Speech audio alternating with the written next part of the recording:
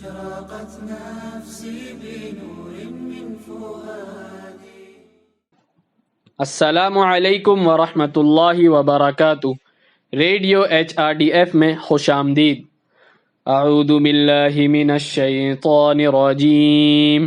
بسم اللہ الرحمن الرحیم. من كان يريد العزة فلله العزة جميعا إليه يسعد الكلم الطيب والعمل الصالح يرفعه والذين يمكرون السيئات لهم عذاب شديد ومكر أولئك هو يبور. عزت و وقار کیا ہے؟ کیا پیسہ کمانے یا شہرت و طاقت حاصل کرنے کو عزت کہتے ہیں؟ ہم تاریخ اور حال میں ایسے بہت سے لوگوں کو دیکھتے ہیں. کیا وہ سب عزت والے ہیں؟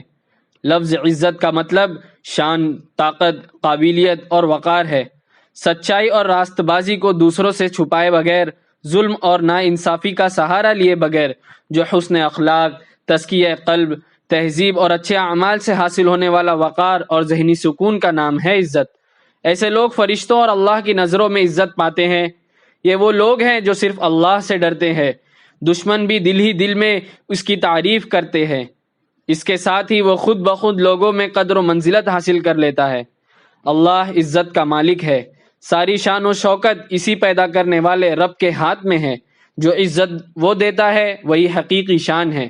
اللہ کے غضب کو نظر انداز کرنے والوں کو عزت اور شان نہیں ملے گی. اگر کوئی عزت چاہتا ہے تو اسے اللہ سے مانگنا چاہیے. اسے اللہ کے بتائے ہوئے طریقوں کو تلاش کرنا چاہیے.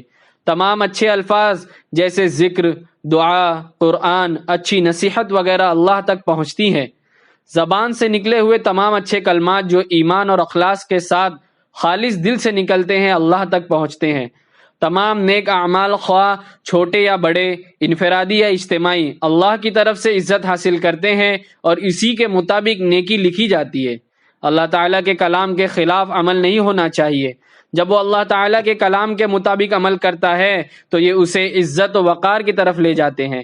خلاصہ یہ ہے کہ وہ اچھے قول اور اعمال صالحہ کی وجہ سے بلند اور مؤثر ہوتے ہیں. جو شخص اچھے قول و فعل سے عزت والا بنتا ہے وہ عزت و عظمت کا مستحق ہے. بسم اللہ الرحمن الرحیم. من كان يريد العزة فلله العزة جميعا إليه يسعد الكلم الطيب والعمل الصالح يرفعه والذين يمكرون السيئات لهم عذاب شديد ومكر أولئك هو يبور. جو عزت کا ارادہ رکھتا ہے تو وہ عزت ساری کی ساری اللہ تعالیٰ کے لیے ہے. اسی کی طرف پاکیزہ بات چڑھتی ہے اور نیک اعمال اس کو بلند کرتا ہے. اور جو لوگ برائیوں کی خفیہ تدبیریں کرتے ہیں ان کے لیے سخت عذاب ہے اور ان کی تدبیریں خود ہی غارت ہو کر رہیں گی. أشرقت نفسي بنور من فؤادي.